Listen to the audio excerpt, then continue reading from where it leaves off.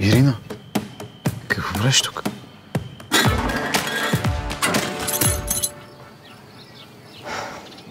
Ще дойдеш за обяд, нали? Как може мъж като него да няма деца? Какво? Няма, питал. Боб. Не е много френско. Дълго ли ще останеш в България? Чакам да ми потвърдят един проект. Но това не е ли романтично? Романтично, бабината ти трънкина.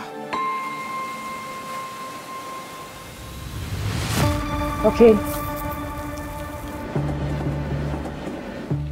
Сама ли си? Не съм точно сама. Съпругът ми, той е много зает.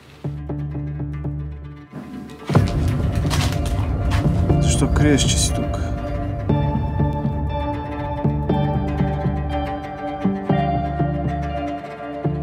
Четири години нарича скоро.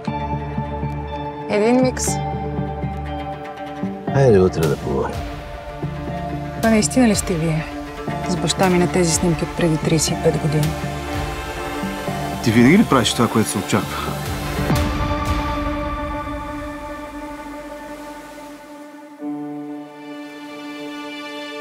Чурех се, коя е любовта, без която не можем? Дали е една и съща за всички ни? Или всеки си има своя, без която е бездомно?